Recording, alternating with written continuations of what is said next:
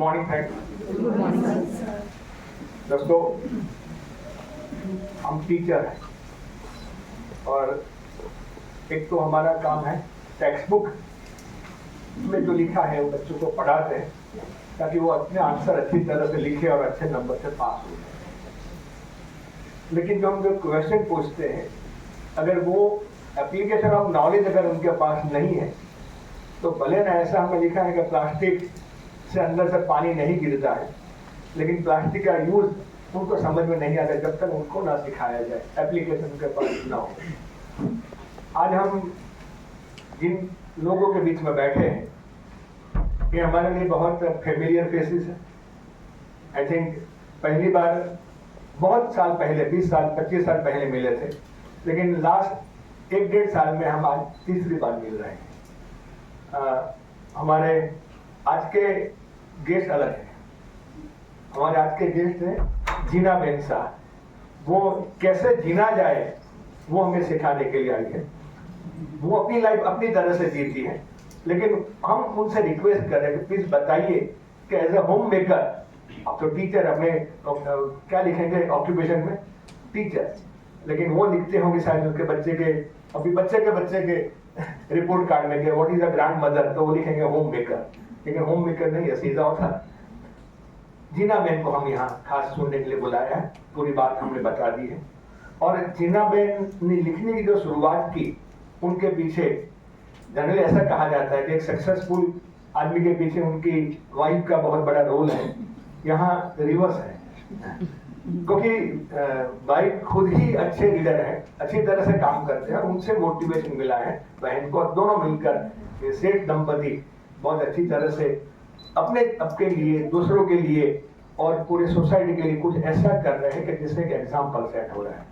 और इन दोनों के पीछे सोर्स ऑफ इंस्पिरेशन है हरीश भाई और वंदना बहन। उन सबका हम अभिवादन करते हैं।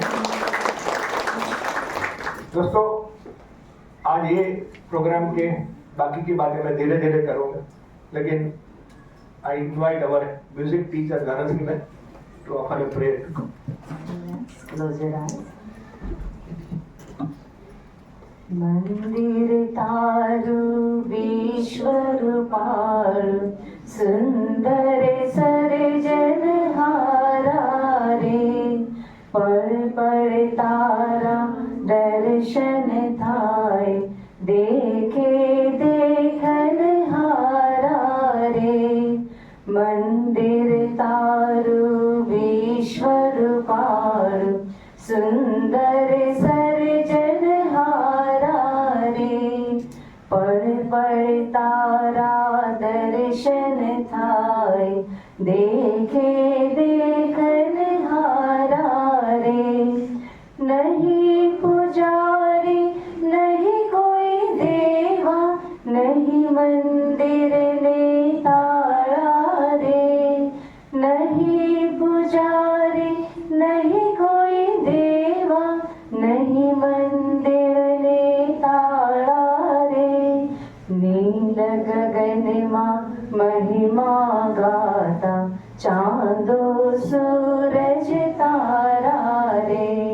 नील गगन माँ महिमा गाता, चांदो सूरज तारा रे।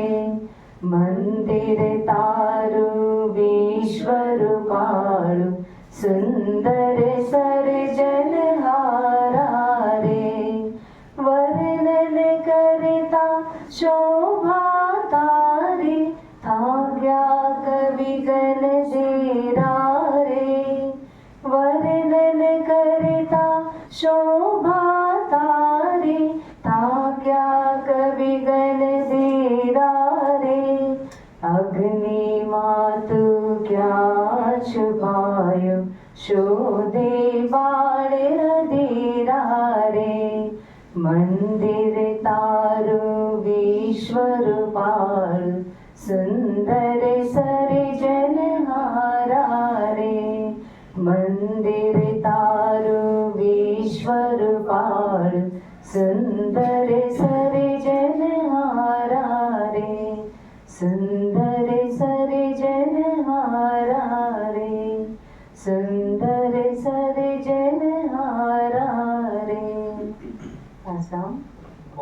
सालों के बाद ये प्रेयर मैंने सुनी कम से कम।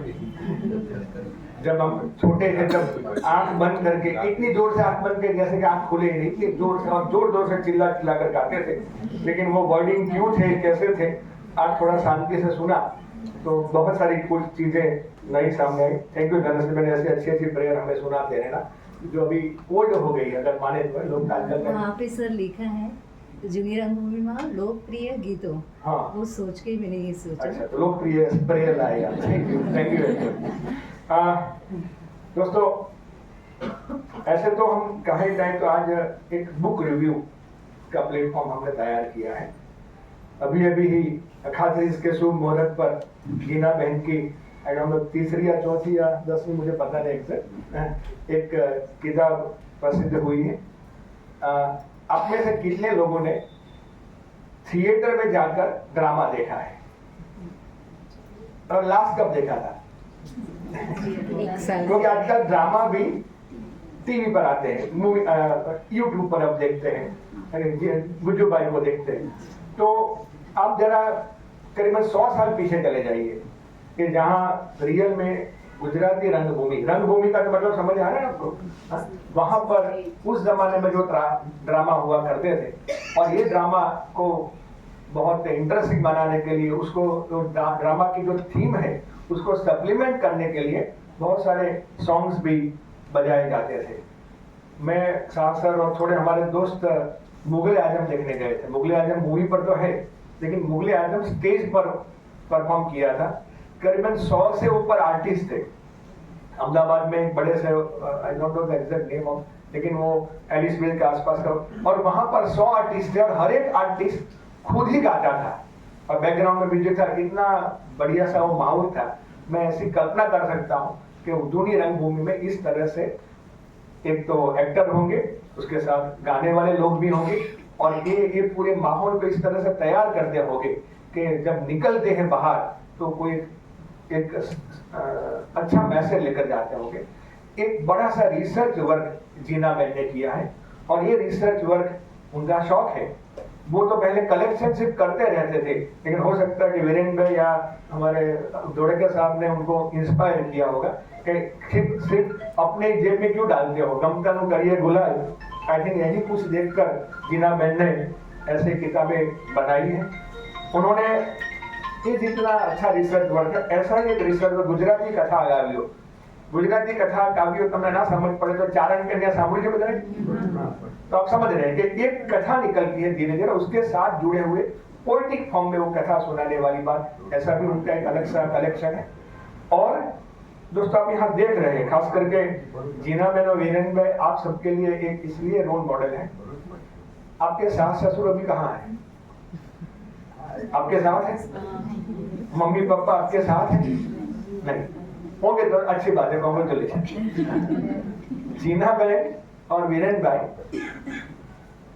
वो दोनों एक ही स्कूल में पढ़े थे, और उनको पढ़ाने वाले थे हरीश भाई।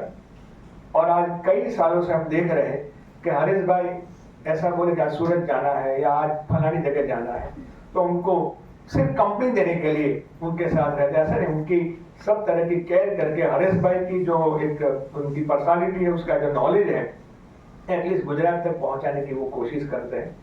ऐसे अभी 2 बार यहाँ तक आए तो थोड़ा एक दिन वीरेंद्र मैंने बोला था, थोड़ा हरीश भाई बोला था कि जीना बहन हमेशा साइलेंट रहती थी, आज भी थोड़ी हिचकिचाते थे, लेकिन हमने पकड़ा नहीं, इतने सारे बने हैं, आज हम आपके पास से कुछ सीख कर जरूर जाएंगे। ऐसे जीना बहन सेठ को हम बुक से उनका वेलकम करते हैं। मैं सबसे पहले रिक्वेस्ट करता हूँ रीना बहन से कि रीना बहन को रीना बहन वेलकम।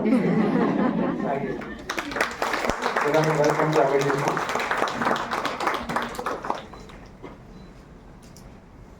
काफी मूविंग है। आप समझ सकते हैं कि कितना सारा एक बड़ा सा, कोई भी एक मिनट के लिए आज आदमी फ्री नहीं होता है।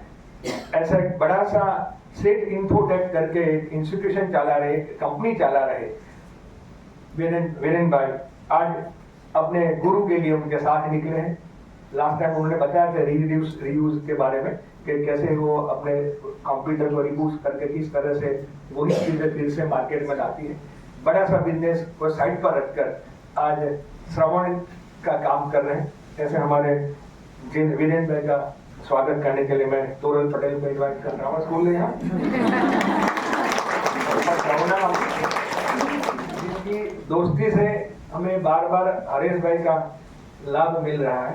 हरेश भाई के बारे में बस एक ही बात बताओ कि जब लास्ट टाइम आए थे तो वो 199 नॉट आउट थे बुक्स के बारे में और अभी मैंने कोई फेसबुक प्लेटफॉर्म पर देखा कि उनके 200वीं बुक का अनवीलिंग किया तो कच्छ यानी कि भुज के लोगों ने उनको फेलिसिटेट किया था तो बहुत गुस्सा हो गए थे भाई मैंने ऐसा क्या किया था मुझे कितना सारा सम्मान दे रहे। 200 किताबों इन्होंने लिखी है। ऐसे हरेश भाई का स्वागत करने के लिए जिनकी 20 से ज्यादा किताबें हैं ऐसे साल से मैं रिक्वेस्ट करता हूँ कि उनको वेलकम करें।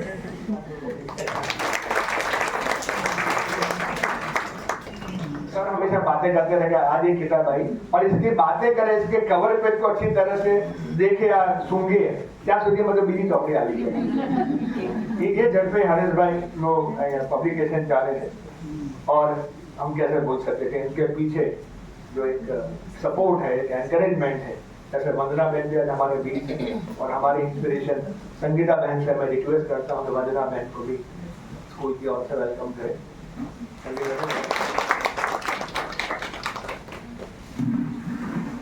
कोई बुक के बारे में कोई स्पीकर आकर कुछ बताए इससे पहले हमारी ओर से भी थोड़ी बहुत एक इंट्रोडक्शन होता है लेकिन बहुत जल्दबाजी में एक प्रोग्राम किया और गिनाबेन की जो नई किताबें करीबन 300-400 पेज की तो होगी थोड़ा थॉरली हम नहीं देख पाए थे। इस कवर पेज अच्छी तरह से हमने देखा है बट ये बुक को अच्छी तरह से हर रोज पढ़कर अच्छे उनके अंदर के चीजें बताते थे सांसद। मैं सांसद से रिक्वेस्ट करता हूँ ऑन आवर बिहाफ बुक के बारे में थोड़ा बताएं और हम सबको थोड़ी बातें बताएं जीना बहन के खास करके बातें बताएं और देन जीना बहन को हम सुनेंगे। Please sir. Good morning, friends. Good morning, sir. Thank you. Dear friend Haresh Bhai, आज के स्पीकर जीना बहन, Mr. Sheth, Vandana Bhen and friends. It's a great pleasure to invite all 4 friends of our school on a very good day. मुझे आपसे book के बारे में ज़्यादा नहीं कहना है क्योंकि बुक के बारे में तो उनके ऑथर ही मेरे से ज़्यादा कह सकते हैं। मुझे 1-2 बातें आपको ये कहनी है कि हार्ड वर्क क्या लाता है। प्रकाश भाई जो बात कर रहे थे उसको मैं फिर बताऊं तो एक जमाना था कि 15-20 साल पहले GNFC में ड्रामा आते थे और हम देखने भी जाते थे। मेरा ख्याल है काफी लोग वहां जाते थे लेकिन वो ड्रामा 8 बजे शुरू करके वो लोग देखते थे कि 10:30-11 बजे खत्म हो जाए ताकि लोगों को रात तक जागना न पड़े। लेकिन एक जमाना ऐसा था कि नाटक रात को 8-9 बजे शुरू होता था और सुबह 5 बजे खत्म होता था। लोग टूथब्रश लेके घर जाते थे। वो जमाने की बात 1850 की जीना बहन ने की है। काफी बातें मुझे इसीलिए जीना बहन पसंद आई कि आपने ये सब ढूंढा कहाँ से। देखो 150 और 175 वर्ष के पहले उतना डॉक्यूमेंटेशन है। हमारे हरेश भाई इज कॉन्स्टेंटली इंसिस्टिंग एवरीबॉडी कि आपका डॉक्यूमेंटेशन होना चाहिए, खास करके कच्छ का बहुत अच्छा कर रहे हैं। तो उस टाइम कुछ भी नहीं था, फिर भी जीना बहन ने क्या किया, लेकिन उन्होंने तो ये कहा कि मेरी एक બીબાઢાળ જિંદગીને મેં રસમય બનાવવા માટે આ કામ કર્યું છે। આપણી જિંદગી બીબાઢાળ નથી। શિક્ષક હોવાને નાતે આપણે નસીબદાર છીએ કે આપણી રોજ સવાર નૂતન રીતે પડે છે। We are lucky in a profession where our morning is always and definitely a good morning। मैं एक ही नाटक के से इनकी बात करूंगा। पहले एक नाटक मैंने हमारे फ्रेंड्स को कहा था, पनघट पे मोए नंदलाल छेड़ गयो रे। एक नाटक जीना बहन, ये नाटक मैंने इसीलिए लिया है कि when I was a school going child I saw it। वडीलोना वाक्य, that was a drama. You can understand वडीलोना वाक्य मीन्स बड़े लोगों को. आज भी जब प्रकाश भाई पूछ रहे थे 7 लोग वगैरह साथ में रहते हैं तो 2 डिफरेंसेस ऑफ ओपिनियन होता ही है. उस जमाने में उससे भी ज्यादा था. आपने आपकी दादी को घूंघट के साथ देखा होगा. वहां से आप सब ड्रेस पे आ गए. और प्रकाश भाई को मैं बोल रहा हूँ कि 10 years you will have to start pant Jersey in the school and you will have to say welcome. नहीं तो कोई टीचर नहीं मिलेगा. बहन ने जो किताब में लिखी है ना, उसमें मुझे क्या पसंद आया, मैं आपसे बात करके I think I would hand it over to her. One thing के वो जमाने का ढूंढने के लिए क्या क्या मुसीबतें हुई होगी मैं सोच भी नहीं सकता हूँ. बिकॉज आई नो एक ડ્રામા था વડીલોના વાક્ય, અને પછી બીજો ડ્રામા આવ્યો જે મને બહુ જ ગમેલો, પૈસો બોલે છે. You understand? जो गुजराती है उसको समझ में आएगा, बाकी मैं थोड़ा ट्रांसलेट भी कर दूं. अल्टीमेटली जिंदगी में हर कोई चाहता है कि कुछ भी है, money plays a vital role in our life. Everybody says that we are heading towards materialistic world. So you understand very well. वो ड्रामा की बात, वो देसी नाटक समाज का ड्रामा था. और मुझे बराबर याद है कि 4 साढ़े 4 बजे खत्म हुआ. मैं और मेरा बड़ा भाई वो ड्रामा दीपक ओपन एयर थिएटर में बड़ौदा में देख के घर वापिस आ रहे थे. रास्ते में बहुत बारिश आई, बहुत बारिश. सुरसागर तालाब जिसने बड़ौदा देखा होगा उसको पता होगा कि दीपक ओपन एयर थिएटर से वहां से घर, मेरे घर जा सकते थे. मुझे याद इसीलिए है कि आज हम जिंदा है क्योंकि मैं और मेरे भाई घर पे पहुंचे तब बताया कि हम रात को ड्रामा देखने गए थे और आज जिंदा आए हैं. वो माँ को तो 4-5 दिन बाद बताया, नहीं तो क्या होता. Now I am very happy to see that she has mentioned this 7-8 things into that.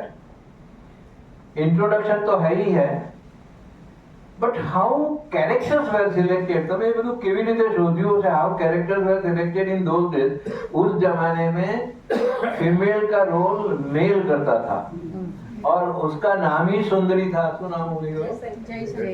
Jaishankar. his name was Jaishankar but he was known as a Jaishankar सुंदरी. वो चलेगा तब भी सुंदरी जैसा, वो बहनों का पाँव कैसा चलता है, बहनों साड़ी नो छेड़ो केवी रीते नाखे जाए, that he was doing so nicely. I am talking 150 years before when women were not playing a drama. तो वो उन्होंने कहाँ से ढूंढा होगा? I am curious about how you could find out this thing. Jaishankar सुंदरी. अभी तो उनका एक पूरा फैमिली, भोजक फैमिली अहमदाबाद में भी है और वो बातें करते हैं. मैं नहीं कहूँगा, I think she will talk. Then she has given an आस्वाद of it. ये ड्रामा में क्या था? वो ड्रामा में बार बार आता है पैसों बोले थे, पैसों बोले थे, पैसों बोले थे. तो उस टाइम एक ड्रामा पे नाश्ता वगैरह आया, तो Chhagan Romeo was a character into that and Bataka Boma was the nasta. So after every 5 minutes they would bring a drama, Bataka Boma, Bataka Boma. So it was a great laughter in the audience. The way in which it was presented, I think after about 50-60 years I could recollect कि ये drama था. फिर उन्होंने वो लेखक के बारे में लिखा. This drama is 1967. The drama was started in 1850. ત્યાંથી જ અમે શરૂ કર્યું છે. 1850 means more than 150 years. ये जो ड्रामा मैंने कहा, उनका 1217 टाइम प्रदर्शन हुआ था. 1217. इसका मतलब 300 દિવસ નો એક વર્ષ ગણીએ તો 4 વર્ષ આ નાટક ચાલે. Can you imagine a drama which can work for 4 years? Then बाकी की बातें कही है, लेकिन मुझे आपको यहाँ बुलाने का एक ही कारण है, get a inspiration from her. उनका तो कोई लेना देना है नहीं इससे. આગળ એમને પુસ્તક હતું ગુજરાતી કથા ગીતો, એ પણ બહુ સરસ હતું. मेरा ख्याल ये है कि I think that gives you a life to live. जब आपको जो काम पसंद है वो करो, तब एक जीने का मजा आता है. For that, Jinaven is here. I was talking to my core group many a times. I will talk to you afterwards. I think today is the day for Jinaven. Thank you. Thank you sir. हमारा role आज sir ने निभाया.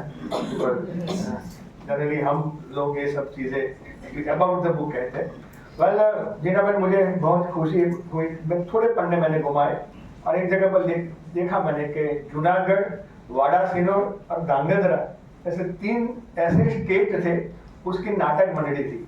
और इसमें जो बाड़ा सिनोर, वो मेरा नेटिव टाउन है ऑफ कोर्स। तो बाड़ा सिनोर तब अभी बाला सिनोर बन गया, लेकिन तब बाड़ा सिनोर था, और वो जूनागढ़ बाबी के रिलेटिव भी वहां पर काम करते थे। ये देख सुनकर मुझे बहुत अच्छा लगा कि अच्छा हमारे वहां भी नाटक मंडली थी, अभी तो लोग नाटक करते हैं। तो really it is a very inspiration for me. अब मैं गाँव जाकर चेक करूंगा कि कौन सी नाटक मंडली थी और किसने देखा भी था या नहीं। ऑथेंटिक चीज आपने हमें बताई है। नाउ इट इज रीना में योर टर्न प्लीज। आप कोई भी वो हमारा सूर्य कुमार यादव के 360 डिग्री आप बैटिंग करिए, हम आपको सुनने के लिए तैयार हैं। This is my first introduction, so please forgive me if I'm glad that I am doing this first time and in front of the best community in the world, I would say. That is the teacher. I'm very happy and at the same time nervous also because I don't think so that I've done something to talk about for which I can talk. I don't accept as myself as an author. I'm just doing it for the sake of it because I like it. If I should tell you the journey, a very simple, ordinary life. I was born and brought up in Bombay. Harish sir is not my teacher. He is my husband teacher. But when we got engaged, my husband took me to his house. This is my teacher. And the first time I met, he told me that वो बोलते हैं ना कि ये आपका mummy का घर है, क्योंकि मैं बॉम्बे रहती थी और मेरी शादी हुई कच्छ में। तो उन्होंने बोला कि आपका यहाँ पे कोई है? मैं बोली नहीं, वैसे तो कोई नहीं है। तो बोले अभी ये समझो कि ये आपका मम्मी का घर है। और फिर मैंने देखा उधर इतनी सारी बुक्स थी। I have not been exposed to books before I got married. और मेरे हस्बैंड ने because of the influence of sir, उनको पढ़ाई का बहुत शौक था, बहुत पढ़ते थे, मैं नहीं पढ़ती थी। टिल मेरे 2 बच्चे हुए उसके बाद भी नहीं पढ़ती थी।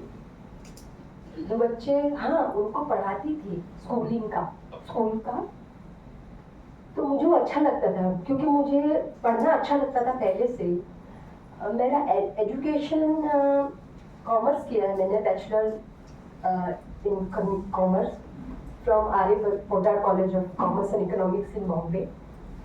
तो ऐसे कोई बैकग्राउंड नहीं था। हाँ लैंग्वेज अच्छी लगती थी, लैंग्वेज में अच्छे मार्क्स भी मिलते थे और कभी कभार इलोक्यूशन ऐसे कंपटीशन वगैरह में पार्ट भी लेते थे, तो उस हिसाब से लिखते थे। लेकिन इतना सोचते नहीं थे कि ये सब प्रोसेस क्या होती है, ये कुछ नहीं पता। जब बच्चे बड़े हो गए तो मेरे हस्बैंड ने बोला कि ये सारी बुक्स हैं तो आप भी पढ़ो, अभी आपको भी टाइम मिलता है। अभी वो लोग आपको उन्हें पढ़ाना नहीं है क्योंकि देखो ना। तो मैं बोली मुझे तो पढ़ना अच्छा नहीं लगता है। छोटी छोटी स्टोरी बच्चों के लिए जो लिखी होती है वो पढ़ी पहले, फिर थोड़ी बड़ी स्टोरी पढ़ी, फिर पतली पतली जो किताबें आती है ना वो। मुझे ऐसा लगता है हाँ मैंने एक किताब फिनिश कर दी, आज तो किताब पूरी हो गई मेरी। तो ऐसे स्टार्ट किया। मालूम नहीं था कि कभी मैं self help, motivation, even biography, I love biographies, सब पढ़ी एक एक। फिर सर भी जब भी घर पे आते थे बातें करते थे, ये ऑथर की ये बुक, ये इंस्टीट्यूट, ये लोग जो अच्छा काम करते हैं, वहाँ लेके जाते थे हम। तो एक नई दुनिया मेरे सामने थी जो मैंने कभी नहीं देखी थी पहले। सर किताबें पढ़ते थे तो सिर्फ पढ़ाई की करते थे और कोई किताब होती भी हो वो भी नहीं सोचा था कभी। फिर So I think the turning point in my life is not writing, but it's starting reading. Reading जब start किया तो वो शायद turning point था, क्योंकि जब आप पढ़ते हो तो आप एक अलग दुनिया में होते हो, कुछ सोचते हो, और इतने सारे सब्जेक्ट्स हैं, तो फिर उसमें से पता चलता है कि हाँ ये तो मुझे पसंद है।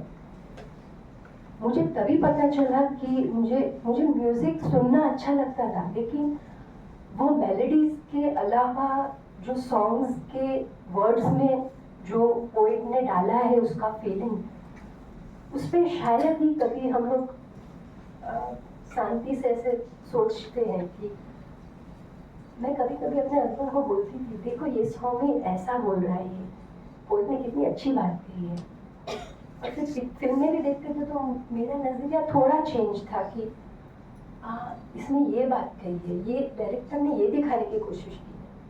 तो मेरे हस्बैंड हमेशा बोलते थे, तुमको ऐसा कैसे दिखता है, मुझे तो नहीं लगता है। बोली पता नहीं, मुझे अच्छा लगता है ये सब।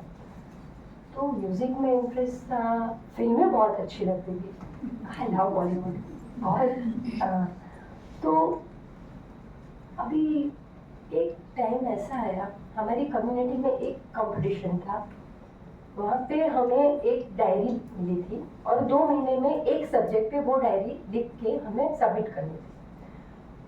तो एक बार वो कंपटीशन हुआ तो कैजुअली ऐसे कुछ सोचा नहीं, ऐसे ही लिख के दे दी। दूसरी बार जब हुआ तो सब ऑर्गेनाइजर्स ने बोला मुझे कि आपको ये कथा गीत पे लिखना है। मुझे कथा गीत क्या होता है वो भी नहीं पता, अभी उस पर डायरी पूरी इतनी जाड़ी कैसे भर के देंगे। तो मैं सॉन्ग आपको दूंगा, आप सिर्फ उस पर लिखो। मैंने सोचा चलो अच्छा है, सॉन्ग से आधी डायरी तो भर जाएगी, आधी देख लेंगे क्या करना है। तो लेकिन जब वो सॉन्ग मैंने अलग तरह से पढ़े तो मुझे लगा यार इसमें तो बहुत मज़ा है, ये तो मुझे पसंद है बहुत, इसमें तो मैं कुछ बोल सकती हूँ मेरी तरफ से।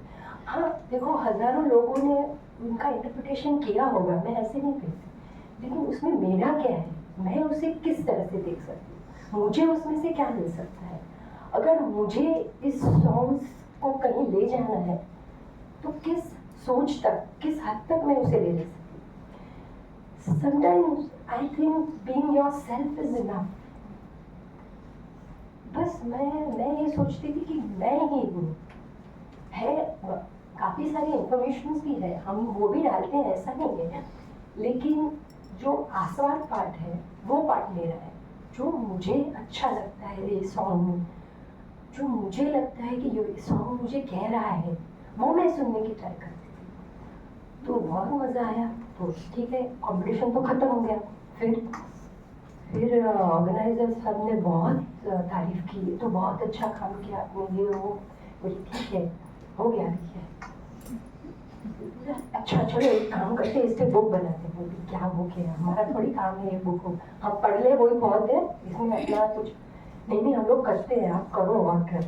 वो बोली एक बुक मतलब अपनी इंफॉर्मेशन बुक में डालना, मतलब ये वो पब्लिश हो गया, ये अभी मतलब आप कोई भी वो ऑथेंटिक होना चाहिए जो पब्लिश होता है वो। बोली आप थोड़ी और मेहनत करो, उसमें क्या है। बोली मेहनत मतलब ये सब प्रोसेस मेरे को मालूम नहीं क्या ये वो।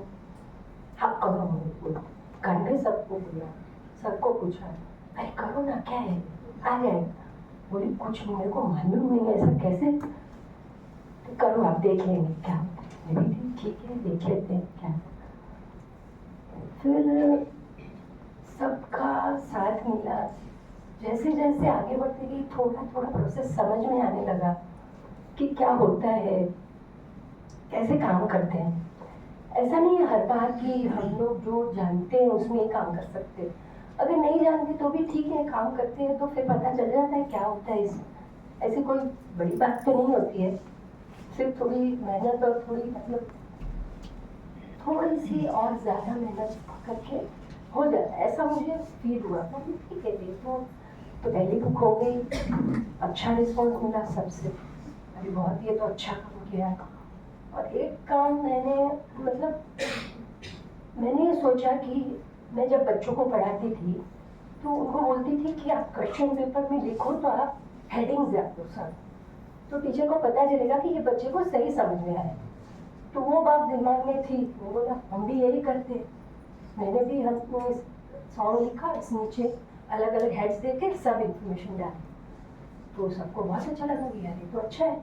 और मैंने क्या सोचा था कि ये हेड्स है, अगर किसी को एक हेड नहीं पढ़ना है तो स्किप कर देंगे, अच्छा है ना, कुछ तो पढ़ेंगे। तो वो मेरी स्टाइल बन गई, सबको अच्छा लगे कि ये तो नया स्टाइल है, मुझे इसमें कुछ नया नहीं है, ये सब बच्चे यही करते हैं। तो मैंने भी यही किया, क्योंकि मैं अपने बच्चे को यही सिखाती कि हेड्स डाल दो तो टीचर को समझ में आ जाएगा। अगर उसको टाइम नहीं है फिर भी वो क्या है, वो तभी वो एक मगन में होता है कि मार्क्स मिल जाए। और कॉन्सेप्ट भी अपने को भी कॉन्सेप्ट क्लियर हो जाता है कि हेड्स के साथ साथ पॉइंट दे के थोड़ा इसमें से लिख के फिर आगे। तो वो एक स्टाइल बन गया, सबको बहुत पसंद आया। ये जो बुक मुझे दी है जैन परीख, उन्होंने पता नहीं कैसे मेरी बुक उनके पास पहुंची। उनका एक बार फोन आया कि आपकी और कॉपीज मिलेंगी? मैं बोली हाँ मिलेंगी, उसमें क्या है, फिर मैं भेज देती हूँ आपको। बोली मैं आपको एक बात बताना चाहता हूँ। बोले हाँ बोलो। मैंने आपकी बुक, हम लोग यहाँ से तय करते हैं कि गुजराती सब्जेक्ट की कौन सी बुक वॉशिंगटन की सेंट्रल लाइब्रेरी में जाएगी, तो हमने आपकी बुक चूज की है। मैं तो कुछ बोल नहीं सकती क्या है, मतलब एक शायद ये जो सॉन्ग थे वो बहुत ही लोकप्रिय थे, इतने ज़्यादा कि मेरा काम बहुत आसान हो गया। शायद कि क्या था पता नहीं, डेस्टिनी मेरे साथ थी शायद। तो वो काम तो हो गया, अच्छा हुआ, लोगों ने सराहा, तो मुझे भी अच्छा लगा कि चलो कुछ अच्छा काम किया हमने। फिर क्या हुआ, सबको जिसको जिसको भेजती थी बुक, सब अपनी बुक भी मुझे भेजने लगे। तो मेरे नाम पे कुरियर आने लगे रोज, अरे जीना से ऊपर टू जीना से, ये वो इतना अच्छा लगता था यार अपने नाम पे। और कोई कोई तो अच्छे लेटर भी लिखते थे, मैडम आपकी बुक में ये अच्छा लगा वो अच्छा लगा। अरे यार अपने बारे में कोई इतना बोलेगा। आज तक इसकी बीवी है, इसकी बहू है, इसकी मम्मी है, आज तो मतलब तो ये बहुत मतलब बहुत कॉन्फिडेंस देती, अच्छा लगता है, मतलब मजा आया कि यार कुछ किया अच्छा। और इसके पीछे भी हमें मजा आया, वो बहुत सही है। फिर एक बुक की हमने हरेश सर, क्योंकि मेरे हस्बैंड चाहते थे कि हमें हरेश सर के लिए कुछ करना है, तो हमने कंपाइलेशन ऐसा किया कि सबके पास से सब मैटर मंगवा के हमने कंपाइल करके वो बुक की। वो भी बहुत ही फेमस हुई, बहुत ही लोगों ने बहुत सराहा। और क्योंकि वो मेरे हस्बैंड का कॉन्सेप्ट था तो मैंने भी उसके लिए काम किया। वो थोड़ा अलग कॉन्सेप्ट था, फिर भी अच्छा लगा और मेरे एक्सपीरियंस में +1 हुआ, तो वो भी एक कॉन्फिडेंस दे गया मुझे। अब बीच में लड़की की शादी हुई तो 1-2 साल कुछ हुआ नहीं, तो अच्छा नहीं लगता था, मैं कुछ कर नहीं रही हूँ, सबके पास अपना काम है, मेरे पास कुछ नहीं है। घर का काम तो घर का काम होता है, मेरा काम क्या, मैं कुछ नहीं कर रही, ऐसा लगता था। फिर एक बुक मेरे हाथ में आई, वो बुक मुझे किसी ने दी थी जब मैं पहली बुक पे काम करती थी। तो वो बुक में पढ़ते समय मैंने नोट्स किए थे। वो बुक जब वापस हाथ में आई तो लगा कि यार ये तो मुझे बहुत पसंद था, ये रह गया था, अभी क्या करेंगे। लेकिन सब्जेक्ट इतना पुराना, इतना वाइड कि मतलब डर लगता था कि इस पे कैसे काम करें। मैंने तो एक भी ड्रामा देखा नहीं, मैंने इसके बारे में कुछ कभी पढ़ा भी नहीं, लेकिन पसंद तो बहुत है, क्या करेंगे अभी। सॉन्ग बहुत पसंद है, मेरा जो झुकाव ज़्यादा है वो सॉन्ग के प्रति है। और मेलोडी तो ठीक है, मेलोडी तो मुझे पसंद ही है, म्यूज़िक तो मुझे मेरी चॉइस है, लेकिन जो वर्ड्स हैं वो भी मुझे उतने ही अट्रैक्टिव लगे। और वो पुराने थे, लोगों ने इतना उसे प्यार दिया था कि वो मतलब वो बोलते हैं ना ओल्ड इज गोल्ड, वैसा था वो, सोना था।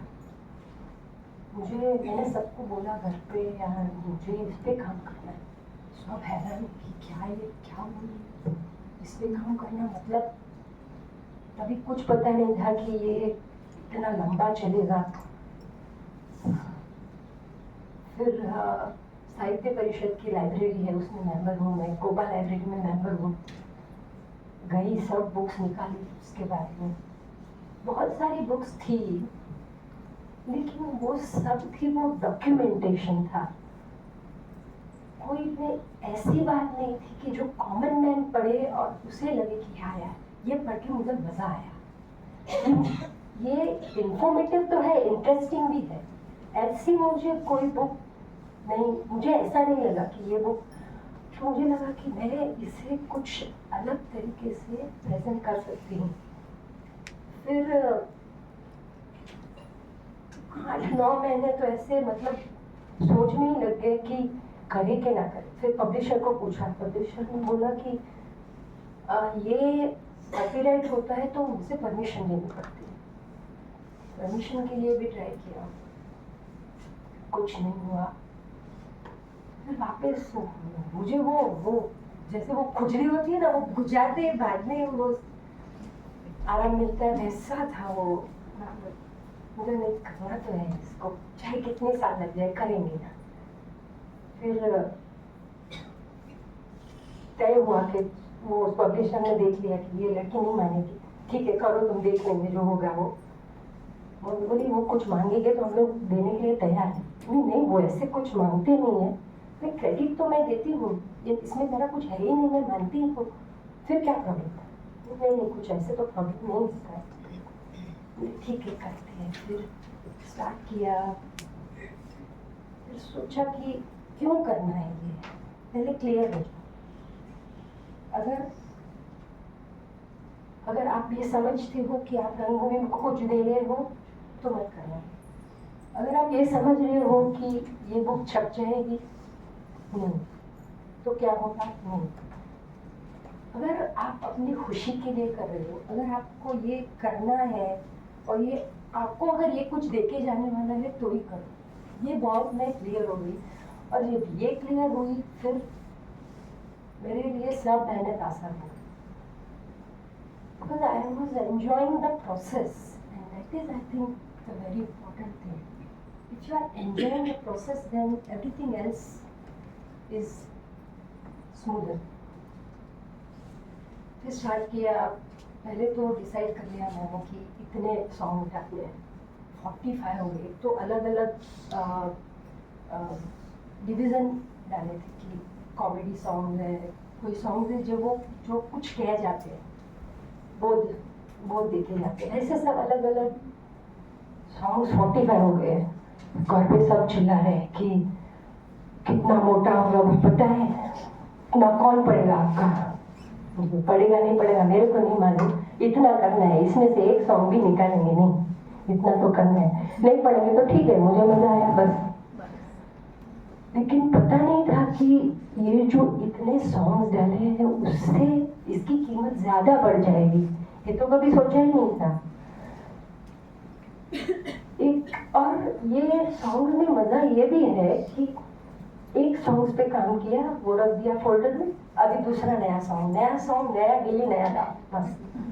तो वो एक मुझे बहुत फैसिनेट था, हाँ ये इतना तो, वो छोटे बच्चे की तरह इतना तो खत्म हो गया, चलो अभी ये इस पे काम करना है।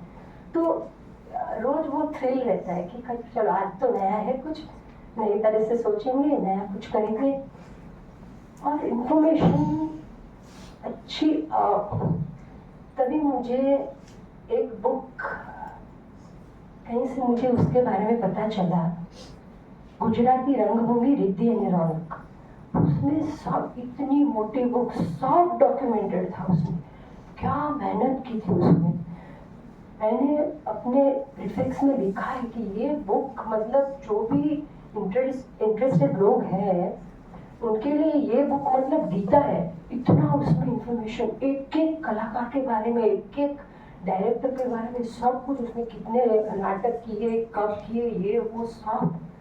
अभी इतनी इंफॉर्मेशन में से क्या लेने का। अभी एडिटर भी मेरे घर पे ही, मेरी डॉटर इन लॉ है, वो मेरी बुक एडिट करती है मुझे, क्योंकि मैंने इतनी इंफॉर्मेशन जमा करके रखी थी।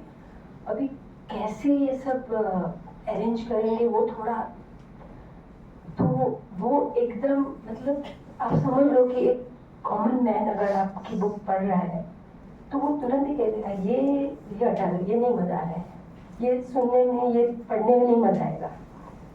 तो वो मेरे लिए वो काम करती, क्योंकि उसको तो कुछ लेना देना ही नहीं था, उसको तो ये दिखाया, अगर वो उसमें से कुछ अच्छा है तो ही वो बोलेगी कि हाँ ये अच्छा लग रहा है, ये नहीं अच्छा लग रहा। तो और मजा ये था कि वो इंग्लिश मीडियम में पढ़ी थी, फिर भी वो गुजराती में मेरे लिए काम करती थी और मुझे सही सही बताती थी कि ये अच्छा है, ये नहीं है। ये मैंने हर एक गीत के बाद में थोड़ी इंटरेस्टिंग बातें लिखी है वो टाइम की। मेरा रुझान ये था कि मैं कुछ वो इतिहास नहीं लिख रही थी, मैं बहुत क्लियर थी, इतिहास नहीं लिखना मुझे, वो तो है कई बुक्स में, वो तो है। एक कॉमन मैन अगर कोई किताब खोलेगा और कुछ भी पढ़ना पड़ेगा, उसमें कुछ इंटरेस्टिंग बात उसे लगेगी तो वो पढ़ेगा आगे। तो मुझे ये एक था, क्योंकि मुझे लगता था कि अगर मैं एक कॉमन ऑर्डिनरी वुमन हूँ, मुझे अगर ये अच्छा लगता है तो कोई भी ऑर्डिनरी आदमी को वो अच्छा लगेगा। तो उसने मेरे लिए ये काम बहुत आसान कर दिया। रोचक बातों में भी उसने सबसे इंटरेस्टिंग जो बातें थी वो ही डराई, बोली नहीं ये सब निकाल, ये नहीं अच्छी। और रोचक बातों का मतलब इतनी सारी बातें थी तब की, वो सब मतलब पता नहीं डेस्टिनी चाहती थी कि मेरे से ये काम हो। आज भी सोचती हूँ तो लगता है कि ये तो मुझे नहीं आता है, ये मेरे लिए पॉसिबल नहीं है, कैसे हो गया पता नहीं। लेकिन अगर आपको कुछ पूछना है तो कोई एक सॉन्ग लेके पॉपुलर, उसकी थोड़ी सी स्टोरी, रोचक बातों वगैरह बताइए। एक सॉन्ग है, आपने अगर सुना होगा, जट जाओ चंदन हार लाओ, कॉमेडी सॉन्ग है। उस टाइम क्या होता था कि कोई भी धार्मिक ड्रामा है, हिस्टोरिकल ड्रामा है, कोई भी ड्रामा है, उसमें थोड़ा सा पार्ट वो लोग ऐसे डाल देते थे कि पैरेलल वो स्टोरी चले और वो कॉमेडी स्टोरी हो। तो उसमें ये सॉन्ग है, जट जाओ चंदन हार लाओ, उसका मतलब जल्दी जाओ और मेरे लिए चंदन हार लेके आओ, मुझे वही चाहिए। और सब प्लॉट क्या था कि फर्स्ट नाइट थी, तो वो घूंघट डाल के खड़ी है लेडी, और वो बोलती है कि नहीं मैं घूंघट नहीं उठाऊंगी, क्योंकि उसे पता है कि आज जो मांगूंगी वो मिलेगा, अगर आज उठा दिया तो फिर कल तो मतलब बॉडी नहीं सब। तो ये सॉन्ग बहुत फेमस हुआ, और इतना फेमस कि मतलब सिर्फ गुजराती पब्लिक नहीं, गुजराती जो नहीं जानते थे ना वो पब्लिक ने भी ये गीत बहुत एंजॉय किया। और इसका रिजल्ट क्या आया, तभी बॉम्बे में ये सब नाटक ज़्यादा चलते थे, छोटे शहरों में गुजरात में गांव में भी चलते थे, लेकिन जो आज भी हम लोग जैसे बोलते हैं film industry, Bombay is the main place. तो तब ये ड्रामा इंडस्ट्री के लिए भी ऐसा ही था। तो बॉम्बे में ये जब नाटक चला तो मतलब ये लोगों ने इतना पसंद किया, उसको वंस मोर मिलते थे। वंस मोर मतलब वो लोग अभी लाइव यहाँ ड्रामा चल रहा है, आपको ये सॉन्ग पसंद आया, आपने बोला वंस मोर, मतलब वो लोग वो वापस प्ले करेंगे, वो खुद ही गाते हैं, खुद ही वो एक्ट करते हैं, वो वापस करेंगे। और वापस आपने बोला कि वंस मोर, तो वापस करेंगे। 17 बार वंस मोर, 17 बार वो लोग वही गीत वापस करेंगे, वापस गाएंगे पूरा गीत, वापस एक्ट करेंगे। और इतना ही नहीं, ये अगर सॉन्ग खत्म हो गया उसके बाद का ड्रामा तो चलना ही है, और उसके बाद के सॉन्ग भी जो भी फेमस है, जो लोगों को पसंद आएंगे, वो भी वंस मोर। तो ये ड्रामा कैसे चलता था इतना, वो समझ में आ रहा है आपको? 9 बजे स्टार्ट हुआ है ड्रामा और सुबह में 4:30 तक चलता है। तो ये सॉन्ग की वजह से चलता था, सॉन्ग वंस मोर हुआ करते थे। और कभी कभी तो 40-50 सॉन्ग एक ड्रामा में, और उसमें से समझो आप 7-8 तो ऐसे निकलते ही थे कि वो वर्षों होंगे, कभी 7-8, कभी 10, 15, 17। तो मुझे लगता था कि यार ये लोग कितने, मतलब कैपेसिटी क्या होगी, एक सॉन्ग को 17 बार गाना है और फिर वापिस वो एक्टिंग तो करनी है। अरे बाप रे, मेरे तो चक्कर आ गए कि यार एक सॉन्ग गा के भी थक जाते कि क्या। और दूसरी उसमें बात कि जवेरी बाजार होता है, जवेरी बाजार बॉम्बे में, जवेरी बाजार में से 17 दिन में सब चंदन बिक गए। अरे मतलब मेरा तो दिमाग घूम गया कि यार इतनी लेडीजों ने मतलब हट किया होगा अपने पति के साथ, नहीं मुझे तो चंदन चाहिए ही। और मतलब ड्रेस साड़ी वगैरह ठीक है, लेकिन चंदन मतलब अरे उस दिनों सोना सस्ता था, फिर भी यार कुछ तो मतलब सोना है। 17 दिन में सब के सब सोनी बाजार में से सब चंदन गायब। मैंने जब पढ़ा तो मुझे यार मजा आ गया। तो ऐसी बातें। फिर एक गाना था कि भारी बेड़ा ने वो तो नाजुकड़ी ना, वो मतलब मेरा जो खड़ा है और मैं इतनी मतलब नाजुक हूँ कि वो भार मुझसे अब सहा नहीं जाता है। तो वो सॉन्ग से क्या, वो भी सॉन्ग बहुत फेमस, बहुत ये वो, उसमें मेल फीमेल कैरेक्टर जैसे जट जाओ चंदन लाओ में भी मेल फीमेल कैरेक्टर, लेकिन दोनों मेल ही प्ले करते। तो मैं ये सोचती थी कि हम लोग आज केमिस्ट्री बोलते हैं कि अमिताभ रेखा की केमिस्ट्री या दीपिका रणवीर की केमिस्ट्री, ये वो, तभी दो मेल कैरेक्टर की केमिस्ट्री मिला कैसे मतलब।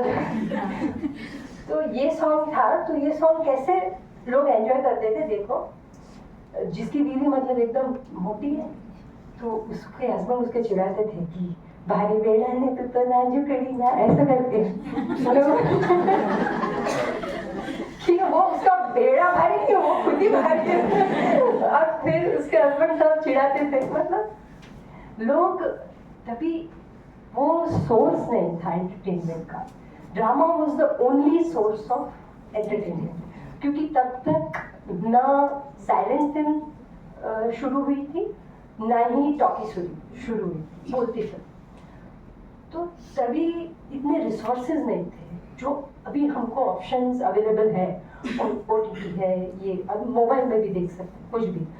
तो अभी हम लोग को वो जो एक रोमांच है वो नहीं मिलेगा। तभी तो बोलते हैं ना कि ड्रामा में अगर जाना है 4 दिन पहले से टिकट ले रखी है और वो उसके सपने देखते, अरे ड्रामा में जाएंगे, ये कपड़े पहनेंगे। अरे फिर बड़ी लोना वाकई एक ड्रामा था, उसको देखने के लिए वो सब बॉम्बे की सेठानी बोलते हैं ना, जो सेठानी वाला सेला पटोला पहन के जाती थी ड्रामा देखने के लिए। ऐसा बोले यार ये तो मतलब सज धज के पूरा कि अरे हम लोग तो ड्रामा में जा रहे हैं क्या। एक वो दबदबा था कि यार ड्रामा मतलब हाँ, ऐसा भी एक था क्लास जो उसको थोड़ी नीची नजर से देखता था, लेकिन ओवरऑल लोग एंजॉय करते थे कि। और एक और इंसिडेंट है कि वहाँ पे क्या है, जब हम लोग भी टॉकीज में जब जाते थे तो ब्लैक में टिकट वगैरह मिलते थे, जो ड्रामा फिल्म हिट हो गई तो वैसे वो सब लाला पठान को रखते थे कि कोई गड़बड़ ना करे, तो आपको मतलब वो ध्यान रखना है। तो मतलब जब तक शो चल रहा है ये वो तो वो एकदम ऐसे मतलब। और जब सब खत्म हुआ, सब अपने अपने घर जाते हैं, उसे अपने घर जाना है तो उसे इतना डर लगता है, सब आर्टिस्ट मिलके उसको उसके घर पे जोड़ते हैं। तो ये सब बातें मतलब मैंने जब पढ़ी तो मुझे ऐसा लगा कि मुझे अच्छी लगती है, मुझे मजा आता है, तो मुझे बतानी चाहिए। ऐसा नहीं है वो जमाना नहीं आएगा वापस, लेकिन वो भी एक जमाना था, उससे भी हम लोग सीख सकते हैं।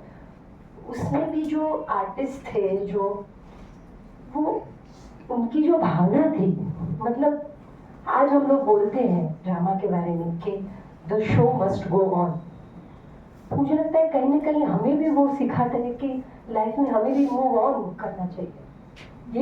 ये हमारी लाइफ भी तो ड्रामा ही है, तो बस जस्ट मूव ऑन। तो उससे तो ये हमें बहुत कुछ सिखाती है, बहुत कुछ। ये स्टेज ही है। एक कैरेक्टर था, नाम बोलिए उसका, 9:30 बजे शो है, 9 बजे उसको पता चलता है, तार आता है, तभी तार का जमाना था, टेलीग्राम, कि आपकी वाइफ की डेथ हो गई है।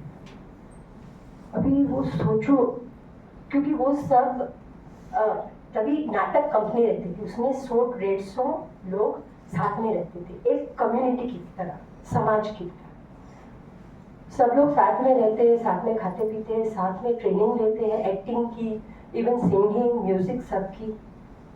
तो सब साथ परिवार गांव में है और वो लोग यहाँ पे है, या सब फिर ट्रैवल भी करते हैं, नाटक कंपनी ट्रैवल भी करती है एक जगह से दूसरी जगह, और ऑडियंस भी ट्रैवल करती है, पिक्चर देखने के लिए जाएंगे, मतलब दूसरी जगह पे, बड़ौदा से अहमदाबाद जाएंगे, सूरत जाएंगे, बॉम्बे भी जाएंगे ड्रामा देखने के लिए।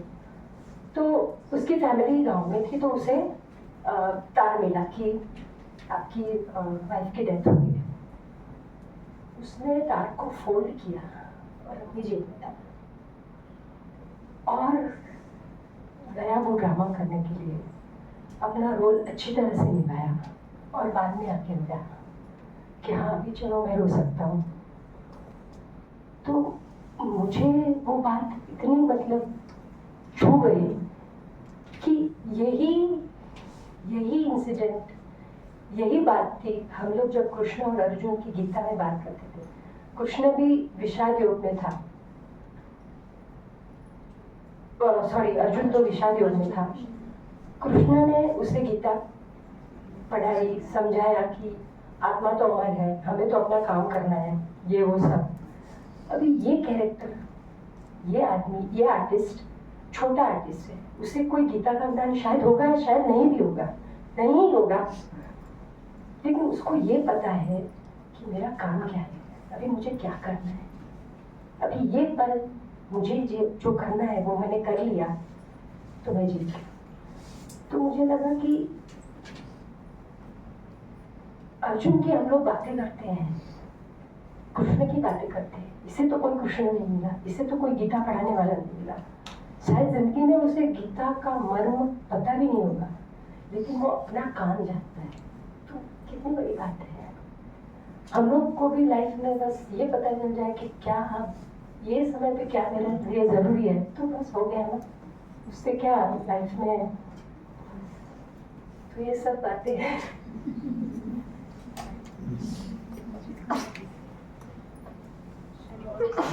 Loudly.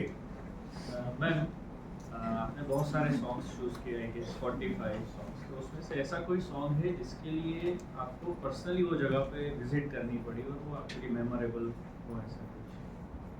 नहीं, ऐसा कोई इंसिडेंट अगर आप शेयर करें? मैं पर्सनली विजिट किया था ऐसा तो कुछ नहीं। मैं घर पे रह के काम करना ज़्यादा पसंद करती हूँ।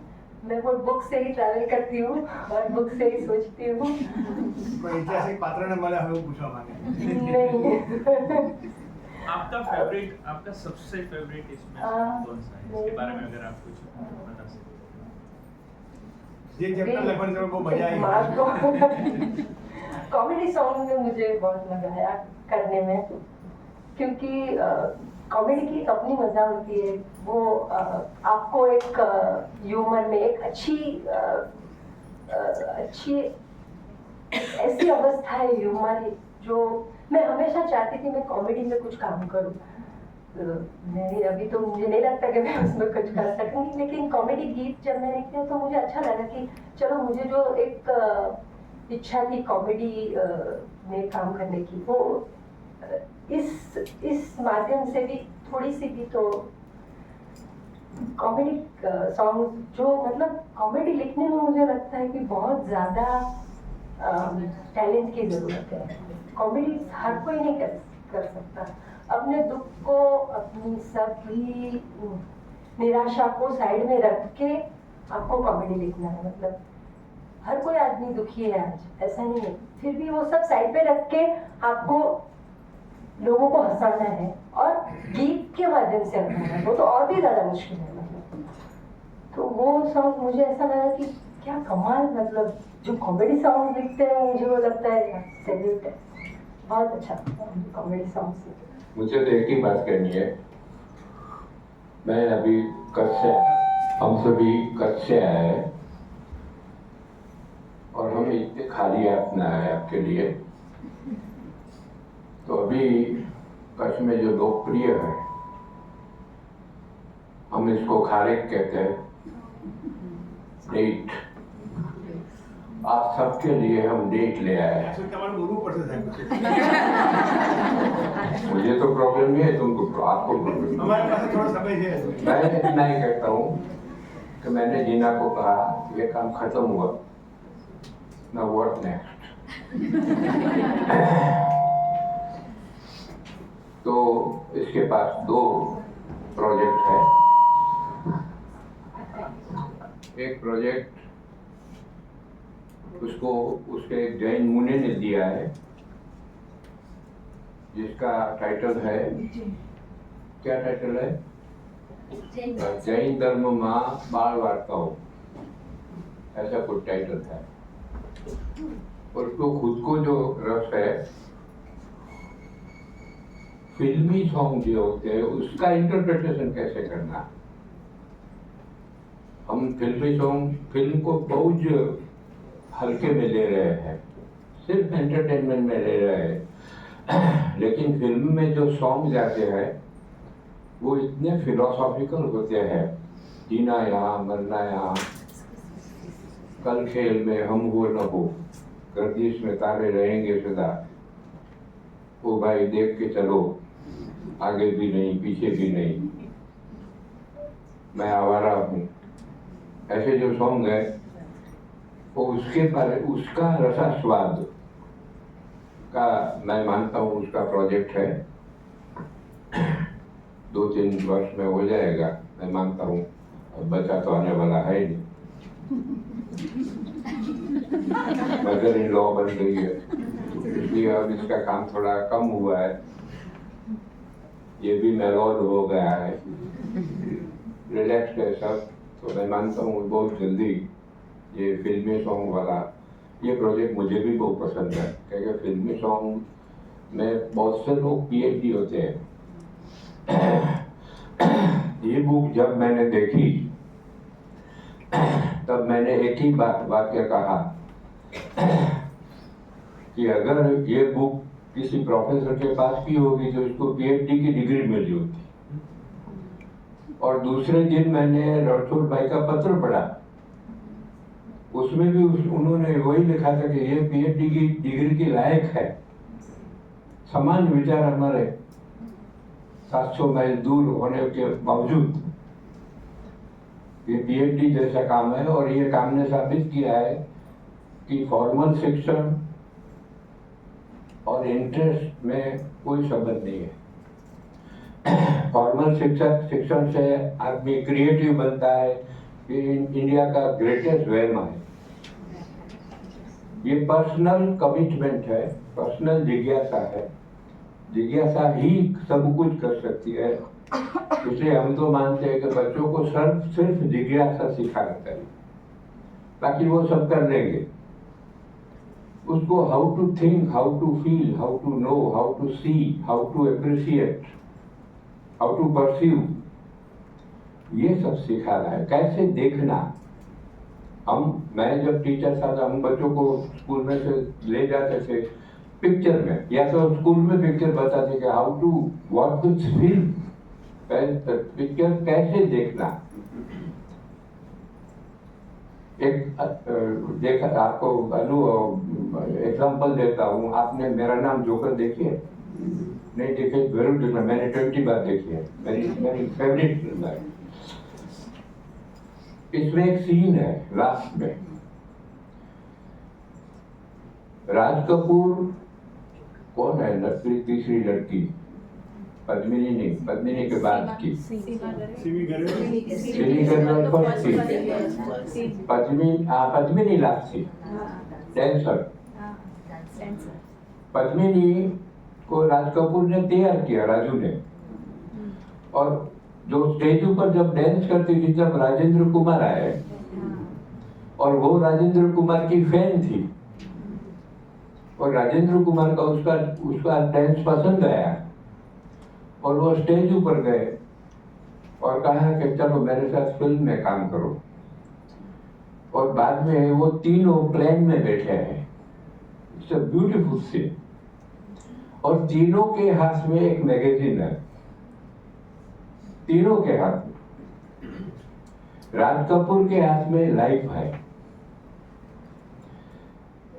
पद्मिनी के हाथ में फॉर्च्यून है। देखो सिलेक्शन देखो। और एक तीसरा भी है, अपॉर्चुनिटी के वैसा कोई मैगजीन, राजेंद्र कुमार पढ़ रहा है। दोनों पढ़ रहे हैं लेकिन राज कपूर पन्ने हिला रहे हैं क्योंकि तीनों लड़की उसके पास से चली गई है। ऐसा पिक्चर हिंदी में कभी भी नहीं उतरा है। मैं मानता हूँ कि यहाँ मेरा नाम जोकर को सेमिनार होना है। सर हमें पुस्तक का आस्वाद करवा रहे थे। अभी ये जब आता है तो और किसी की जरूरत नहीं पड़ती है। Actually it's a turn for Saroj ma'am to offer a vote of thanks. तो इससे पहले ખારેક માટે સાહેબ તમારો આભાર અને આભાર માનવા માટે સરોજબેનને અને 10 દિવસથી જીનાબેન અમારી સાથે જ છે કારણ સર પાસે બુક્સ આવે અને એમાં જે સારું લાગે એ તરત જ અમારી સાથે આનંદ વેચતા હોય છે એટલે એક અઠવાડિયાથી અમે આ બુકની પાછળ એવા પડ્યા છે ને અને વાંચીને એમને પ્રકાશ સરને આપે કે હવે તમે વાંચો એટલે આ પુસ્તકનો આસ્વાદ કરવાની અમારી ઈચ્છા બહુ જ હતી અને અમે જીનાબેનને ઇન્સિસ્ટ કરી રહ્યા હતા કે તમે આવો પણ તમે જોયું એમ બોલતા બોલતા પણ એમને થોડું એ થતું હતું કે હું કેવી રીતે બોલી શકીશ કારણ તમે બધા શિક્ષકો છો પણ આખરે પ્રકાશ સરે ઇન્સિસ્ટ કરી જ દીધા અને આવી ગયા ખૂબ સરસ જીનાબેન અમને ખૂબ મજા આવી પુસ્તક વાંચવાની જ્યારે તમે એના પાત્રો વિશે વાત કરી રહ્યા હતા ને ત્યારે જાણે રંગભૂમિના એ ગીતોની સાથે સાથે અમારી સાથે લાઈફ બધે ચાલતું હોય એવું અમે અનુભવી રહ્યા હતા એટલું સિમ્પલ વેમાં તમે સરળ ભાષામાં અમને સમજાવી દીધું કે કદાચ પુસ્તક ન વાંચે ને તો તેને પણ વાંચવાની ઈચ્છા થશે કે ના આ પુસ્તક કેવું છે કે લાવો વાંચી જ લઈએ એમ અને જે તમે 17 વખત પેલા જે બાળકે ગીત ગાયું એની જે વાત કરી તે એ અમે લોકોએ જ્યારે વાંચ્યું ત્યારે અમને બહુ જ ગમ્યું હતું અને એ પ્રસંગ અમે લોકોએ પણ ત્યારે કર્યો અને એ 17 વખત ગાનાર હતા એ પુરુષોત્તમ ઉપાધ્યાય હતા એ જે બાળક હતો એ 17 વખત ગાયું એ પુરુષોત્તમ ઉપાધ્યાય મ્યુઝિક ડાયરેક્ટર એટલે આવી રીતે એ પુસ્તકમાંથી ખૂબ બધું જાણવાનું મળે અને અમને તો આ પુસ્તક ગમશે અમે વાંચીશું અમે એની કોપી મંગાવી છે પણ ખબર નહીં અનઅવેલેબલ કે છે એટલે 3 કોપી મંગાવી છે પણ હજી સુધી મળી નથી મેં 2-3 વખત એ ભાઈને પણ ફોન કર્યો જીનાબેન ખૂબ ખૂબ આભાર અને વંદનાબેન સરસ મજાની મીઠી મીઠી ખારેક લાવવા માટે આપનો પણ ખૂબ ખૂબ આભાર સર સાથે થેન્ક યુ